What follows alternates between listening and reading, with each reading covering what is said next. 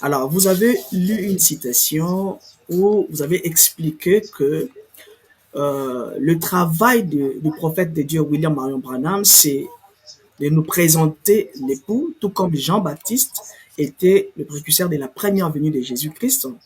Et aussi le travail de William Branham était de nous présenter aussi Jésus dans sa seconde venue. Alors William Branham n'est plus dans ce monde. Si nous disons encore, nous continuons à dire, nous sommes en train d'attendre, vous ne voyez pas que nous sommes en train peut-être de faire de William Branham un menteur parce qu'il devait nous présenter l'époux. S'il est parti, il est mort sans pour autant nous présenter l'époux. Vous ne voyez pas que le message n'est pas vrai? Bon, c'est une question, vous êtes vraiment très sophistiqué. Merci beaucoup. Je vais vous répondre. La raison pour laquelle j'ai dit que Israël avait reçu des promesses naturelles. Donc Israël, il a combattu des démons vivants, des Hamas que vous voyez. Mais nous, nos combats, c'est avec les démons spirituels pour que je puisse vous comparer la relief entre Israël et les gens des nations. Donc, nos promesses sont spirituelles. Là-bas, l'étoile du matin et l'étoile du soir ont tous la même taille. Ils font tous le même travail, mais sous des aspects différents. Nous avons déjà dit que Jésus ne serait pas ici sur la terre. Il n'y a pas une promesse qui dit ça.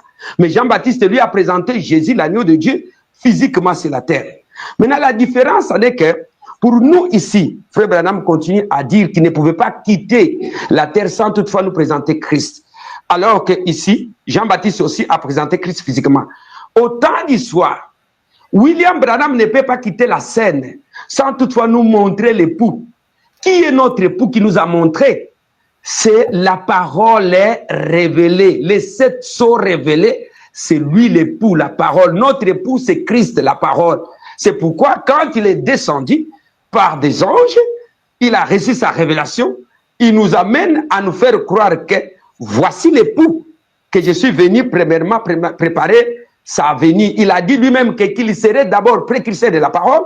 Alors, il ne pouvait pas quitter sans que la parole soit ici. Tous serviteurs de Dieu connaissent que les 7 sceaux a rendu la Bible, que la Bible devienne un nouveau livre. Branham dit s'il y a vraiment quelque chose de spirituel, d'inspiré, que j'ai prêché, ce sont les 7 sceaux. Donc là, Jean-Baptiste l'a présenté en tant qu'un homme, un agneau pour mourir, mais ici William Branham le présente en tant que la parole de Dieu qui était cachée dans les mystères, mais qui est révélée maintenant, dévoilée. Il a même parlé du Dieu dévoilé.